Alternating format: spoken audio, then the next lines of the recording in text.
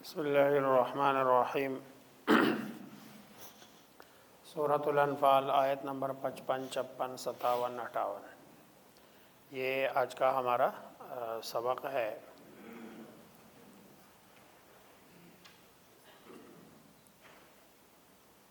پچھلی آیات میں مشرکین کی بات چل رہی تھی، اس سے پہلے منافقین کی بات ہوئی۔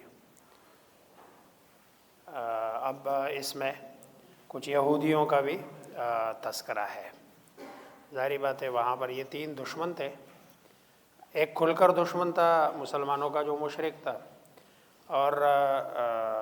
منافقین یہ درپردہ مسلمانوں کو نقصان پہنچانے کی کوشش کرتے تھے، اور یہودی یہ ان کا ملا جلا رجحان، کبھی معاہدہ کرتے تھے، کبھی توڑ دیتے تھے، کبھی پھر معاہدہ کرتے تھے، پھر توڑ دیتے تھے۔ اللہ تبارک و تعالیٰ اس کا تذکرہ فرما رہے ہیں، ان شر الدواب، ان بے شک، شر الدواب چوپایوں میں سب سے بدترین، عند اللہ اللہ کے ہاں، الذین کفروا وہ لوگ ہیں جنہوں نے کفر کیا۔ یہ جو سورہ انفال اور سورہ توبہ ہے نا، یہ پورے دنیا کفر کا جو اس بات پہ فوکس تھا کہ یہ جو ہمارے نصابی کتب میں یہ دو صورتیں ہیں ان کو نکال دے، ویسے نہیں تھا۔ یہ اس طرح کی جو باتیں ہیں نا، ان کو دیکھ کر وہ کہتے تھے نہیں، یہ بچوں کو سورہ انفال اور سورہ توبہ جب پڑھائیں گے تو ظاہری بات ہے ان میں جذبات آئیں گے مخالف کفار کے، اور ایمان ان کا پختہ ہوگا۔ ان شر الدواب تو سب سے بدترین چوپایوں میں، عند اللہ اللہ کے ہاں، الذین کفروا وہ لوگ جنہوں نے، فہم لا یؤمنون اور وہ ایمان نہیں لاتے، الذین عاہدت منہم اور وہ لوگ جنہوں نے معاہدہ کیا آپ سے، منہم ان میں سے۔ یہ منہم میں من بعض کے معنی میں ہے۔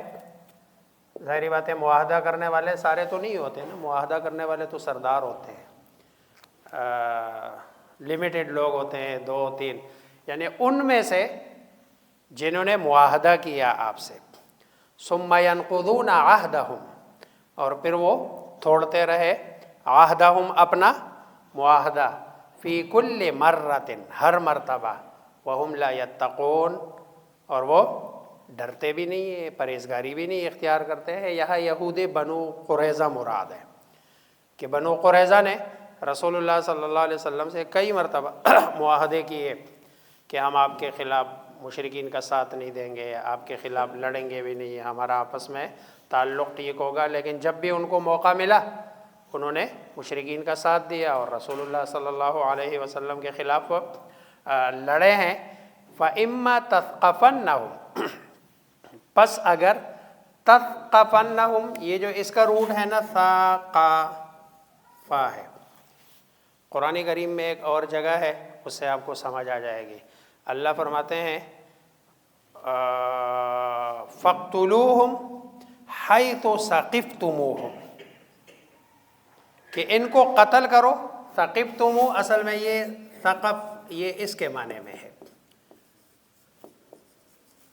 حیث وجدتموہم جہاں تم پاؤ انہیں۔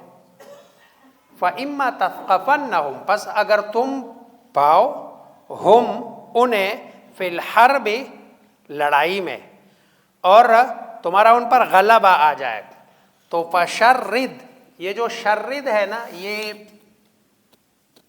تبدید اور تفریق کے معنی میں ہے۔ تبدید اور تفریق، تفریق کا معنی ہے الگ الگ کرنا، منتشر کرنا، ٹکڑے ٹکڑے کرنا۔ جب کسی چیز کو ٹکڑے ٹکڑے کیا جائے نا تو اس کو الگ الگ کیا جائے، تو فشرد بہم تو منتشر کر دو، بہم ان کے ذریعے سے جو تمہارے ہاتھ آئے ہیں۔ کن کو؟ من خلفہم، یہاں من بمانے الذی ہے اور خلف بمانے علاوہ ہے، ان کو جو ان کے علاوہ ہے، یعنی ان کو نشانہ عبرت بنا دو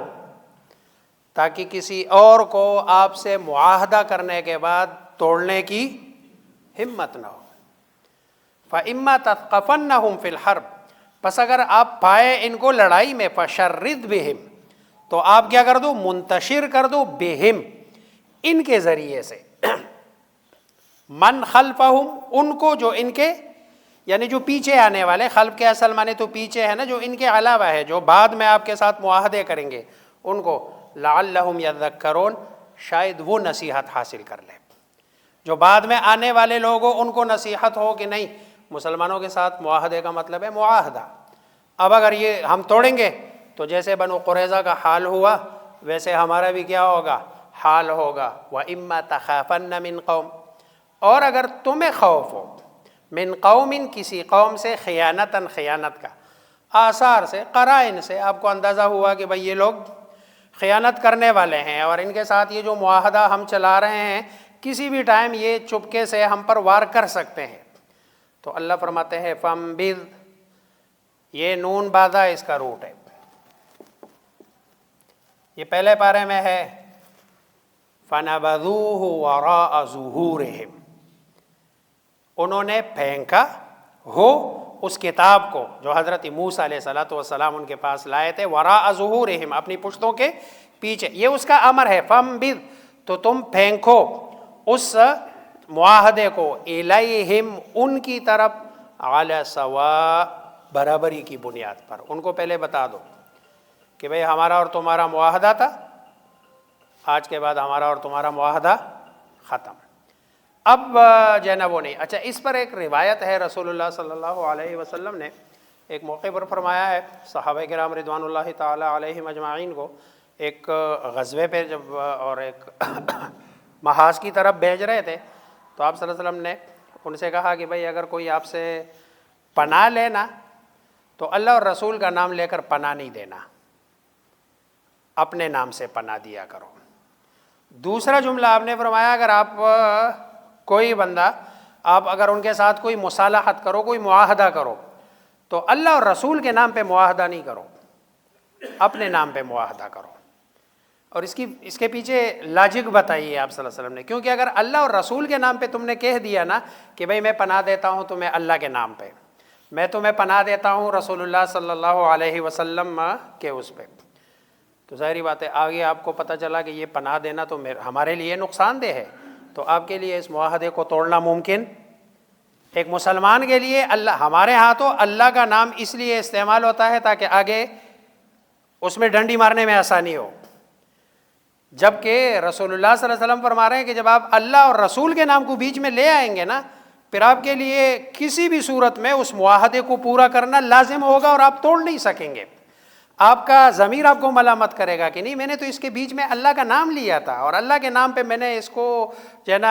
اس کے ساتھ معاہدہ کیا، اللہ کے نام پر میں نے اس کو پناہ دی تھی، اس لیے اب کچھ بھی ہو جائے میں نہیں کر سکوں گا، اس لیے اپنے نام پہ کہ بھائی میں پناہ دے رہا ہوں تمہیں، میں معاہدہ کر رہا ہوں، اللہ اور رسول کی طرف اس کی نسبت نہ کرو۔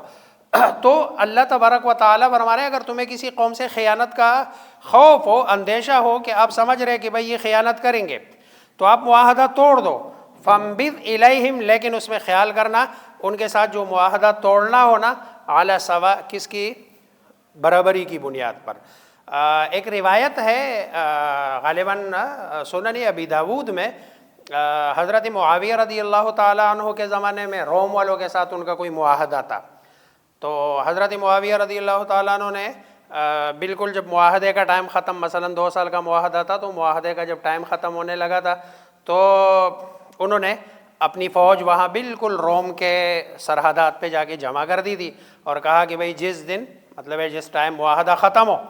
تو ان کو پتہ بھی نہیں ہوگا اور ہم حملہ آور ہوں گے۔ ایک صحابی ہے عامر بن عبسہ رضی اللہ تعالی عنہ، وہ انہوں نے دیکھا بھئی کیا ہے، انہوں نے کہا ہم روم کے خلاف لڑائی کی تیاری کر رہے ہیں، انہوں نے کہا ہمارا تو معاہدہ ان کے ساتھ، انہوں نے کہا نہیں معاہدہ تو ہے لیکن معاہدہ تو فلاں تاریخ تک ہے اور ہم جب حملہ کریں گے نا تو وہ فلاں تاریخ کے بعد، لیکن ظاہری بات ہے شام سے روم تک جانے میں تو مہینوں لگ جاتے ہیں، تو وہاں جاتے ہوئے اتنا ٹائم لگے گا، ان کو خبر ہوگی، اس لیے ہم پہلے ان کے جنا سرحد کے قریب فوج جمع کرتے ہیں جیسے معاہدہ ختم ہو۔ تو حضرت عامر بن عبسہ نے کہا وفاء لا غدر، نئے معاہدے کی پابندی کرو، لا غدر، عہد شکنی نہ کرو۔ انہوں نے کہا یہ بات آپ کدھر سے کہہ رہے ہو؟ انہوں نے کہا میں نے رسول اللہ صلی اللہ علیہ وسلم سے سنا کہ آپ نے فرمایا کہ بھائی اگر تم کسی کے ساتھ معاہدہ کرو تو اس معاہدے کو پورا کرو، اور اگر آپ نے معاہدہ توڑنا ہے تو پہلے ان کو کیا دے دو؟ خبر۔ مجھے لگ رہا ہے کہ یہ مسلمانوں کی طرف سے ایک عہد شکنی ہوگی اور مسلمانوں کی طرف ایک بری بات کی نسبت ہوگی کہ دیکھو نا مسلمانوں نے تو حضرت معاویہ رضی اللہ تعالیٰ نے کہا ٹھیک ہے، وہ سارا جتنی فوج انہوں نے آگے بھیجی تھی سب کو پیچھے بلا کے جو ہے نا واپس اپنی سلطنت میں۔ تو فَانبِذْ إِلَيْهِمْ عَلَى سَوَاءٍ، تو آپ ان کو پھینکو ان کی طرف اس معاہدے کو، علی سوا، برابری کی بنیاد پر۔ ان اللہ لا يحب الخائنین، بے شک اللہ تبارک و تعالی خیانت کرنے والوں کو پسند نہیں کرتا۔ ان شر الدواب، ان بے شک، شر الدواب سب سے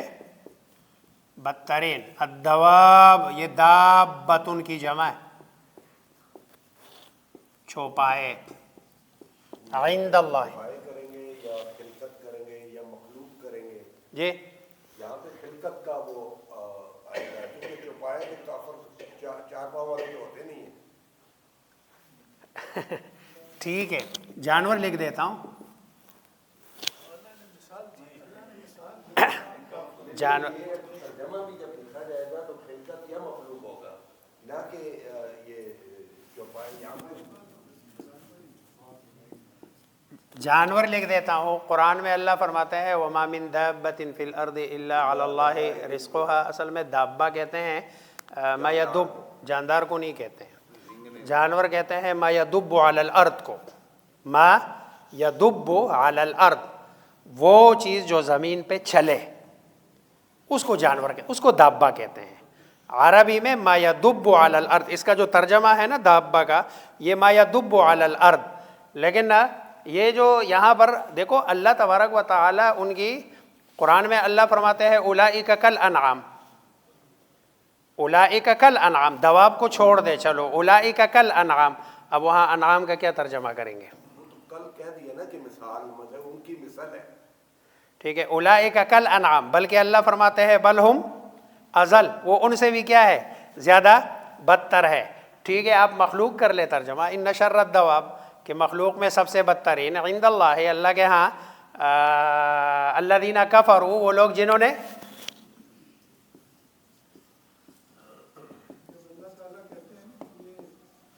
اس میں کوئی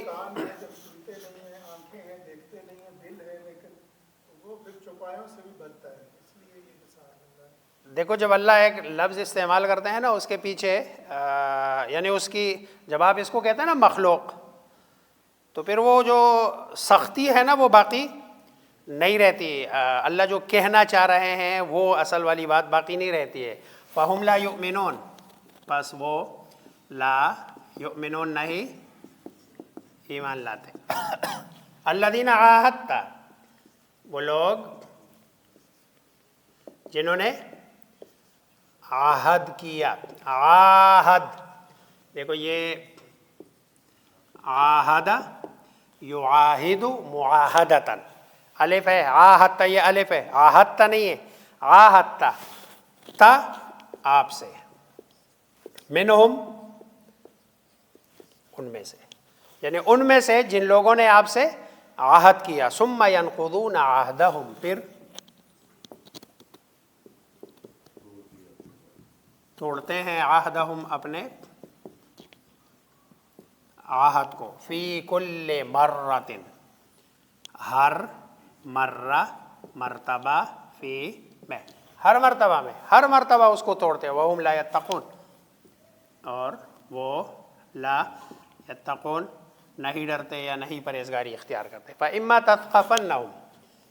پس اگر تثقفنہم، آپ پاؤ، ہم انہیں، فی الحرب لڑائی میں، جنگ میں، فشرد بہم، پس منتشر کر دو، بہم ان کے ذریعے، من خلفہم ان کو جو ان کے علاوہ ہے، لعلہم یذکرون شاید کہ وہ نصیحت حاصل کر لیں۔ وَإِمَّا تَخَافَنَّ مِن قَوْمٍ اور اگر تخافن آپ کو خوف ہو، یہ وہ لا کر لازمی خوف ہو، مطلب ہے ویسے نہیں ہے کہ صرف اندیشہ اور اندیشے کی بنیاد پر نہیں، اس کے لیے کوئی قرائن ہو جس کو آپ ظن غالب کہتے ہیں، غالب گمان کہتے ہیں، غالب گمان آپ کا یہ ہو من قوم کسی قوم سے، خیانتاً تخافن خیانتاً یہ مفعول ہے اس کا، کس کا؟ خیانت کا۔ فَانبِذْ پس پھینکو آپ الیہم ان کی طرف، علی سواء برابری پر، ان اللہ لا يحب الخائنین بے شک اللہ تبارک و تعالی خیانت کرنے والوں کو پسند نہیں کرتے ہیں۔ یہ عربی اس میں ہے، ورنہ اگر ہم کہتے ہیں نا پسند محبت نہیں کرتے ہیں تو اس کا مطلب یہ ہے کہ محبت سے نیچے ایک درجہ ہے، وہ کرتے ہیں، حالانکہ اللہ وہ بھی نہیں کرتے ہیں۔ یہ عربی اصطلاحات ہے، ان اللہ لا يحب الخائنین، اس کا مطلب ہے اللہ تبارک و تعالیٰ ان کو پسند نہیں کرتے ہیں۔ اللہم یسر الہدی